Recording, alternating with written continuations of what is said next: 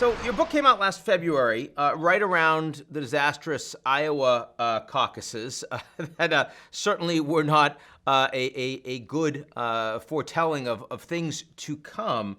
But before the pandemic hit, you cited a confluence of forces that could lead to a disaster on November 3rd.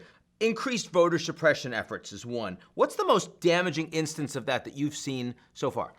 The obvious thing that's happened since my book came out is the coronavirus hit, and we're trying to run an election during a pandemic. And it's just been amazing to me, not a single thing, but a confluence of mostly Republican states that have passed laws that are making it harder to register and to vote during a pandemic, or that have failed to change laws and have been fighting tooth and nail in federal and state courts to prevent safe and fair voting during the pandemic. Now, early turnout so far at least, has been extraordinarily strong. Would you say that those efforts have largely failed, given how much interest there is, or they've succeeded and we're just not seeing it? So when I write about voter suppression, I'm not necessarily talking about it affecting the outcome of elections. I think that's a really tough question to answer because, in fact, there's a backlash.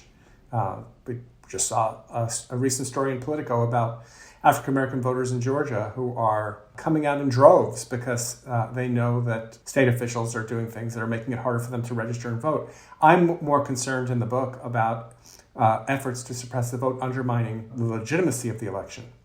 The kind of language you hear from Donald Trump makes Republicans believe that Democrats are trying to steal the election, and the responses to make it harder to vote convince Democrats that Republicans are trying to steal the election. So both sides end up, because of these efforts and making it harder to vote, end up seeing the other side as trying to cheat. Maybe to jump into that, I mean, kind of irrespective of the electoral outcome, is it your view that large numbers of Americans are going to feel that the election was stolen from their candidate?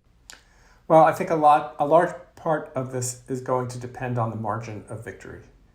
What we know is that when there's a hard-fought election these days, the losers tend to believe that the election was not done fairly, and especially if it's on the Trump side where there's a loss.